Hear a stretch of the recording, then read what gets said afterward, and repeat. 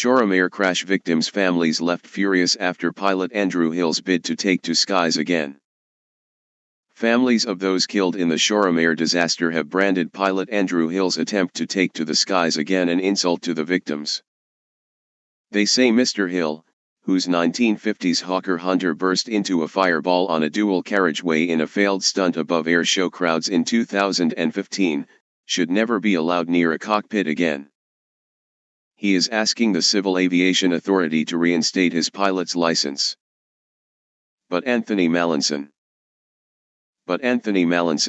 whose dad, retired engineer Graham, 72, was one of 11 to die in the crash, said, "You'd think, out of respect for all of our loved ones lost, he would just let this one go now and just draw a line under it. We're trying to draw a line under it. Why is he still continuing to put us through the stress and worry?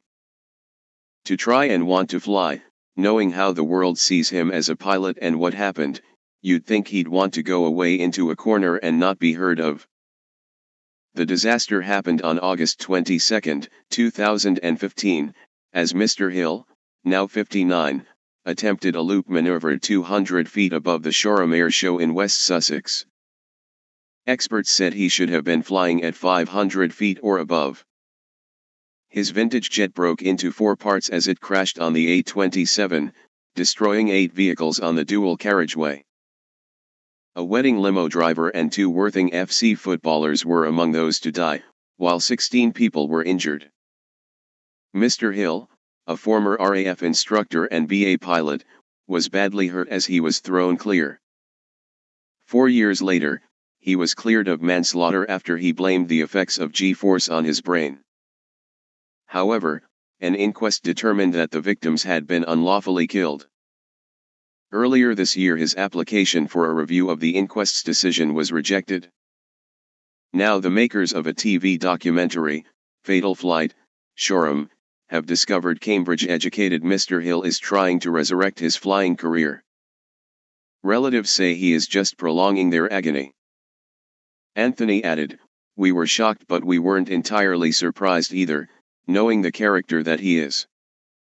We all, as a collaborative of families, feel extremely strongly that he never has his pilot's license reinstated out of respect for all of us, the families and all of our loved ones lost.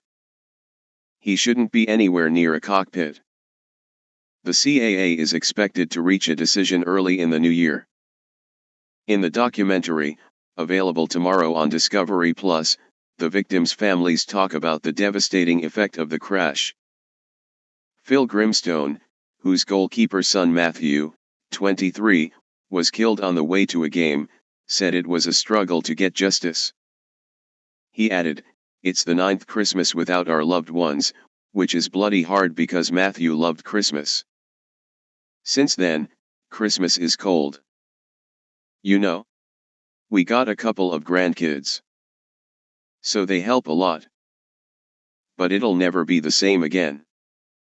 We just wait for January 2nd, really, and go all over again." Mr. Hill, who lived near Sandown, Hearts, was approached for comment.